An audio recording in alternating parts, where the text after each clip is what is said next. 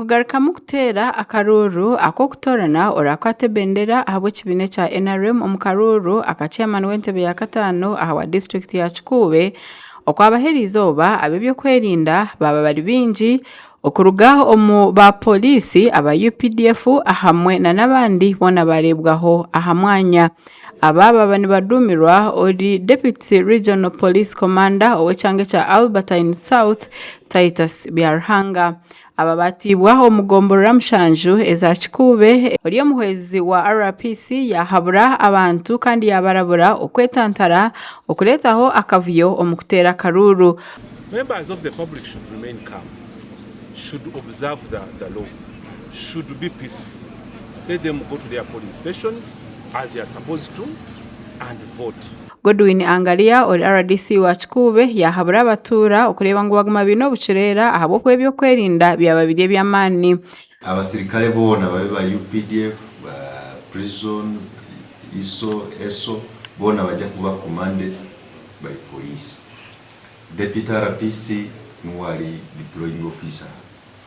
Omukaruraka kayitabwamo abantu bana abari mu Dickson Tushabe, Philip Mbabazi Bennett kandi ogu ni murumuna wo mugenzi Banura ahamwe na Valentine Rubasharaza ahamwe na Paddy Kisembo. Mobilization ikozere kabanongi radios twayikozesa abantu baita abana akabayisimbiro barabamu batozo bururu so bari bakimanyire baitu gamba ngo batayito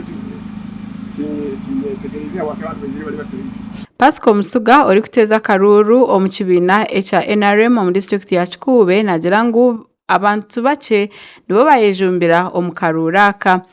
Bantu bamanye cyokora cyabere kizikende kitize gamba ngurundi batinire rundi aho bakusha damarundi batinira abasirikali banje abasirikali security bari nemara kandi abasirikali batulinzire kurungi. Paddy Kisembo omwe ahaba besimbire yagira ngo yatarangirire nko wasinga karuru na ija kwijanga tine kibina kakuba bakakwata mu obviously tinsobora I will not have a choice rundi tinja kuba n'injwa muyona nja kugaruka yo mbantu bangi nyongere mbe habuzeho mbagambe tuje independent obaraba twikira nizo kama nje independent mazimaku. Fred Omach owekibina echa NRM yahabura ngwa ubona batararabemo bine kushagika owakwata ebendera. So we expected after the pronouncements of today those person who has won will shake hands with those who have not made it today and we work together. Should there be any other candidate that will be nominated by the National Electoral Commission.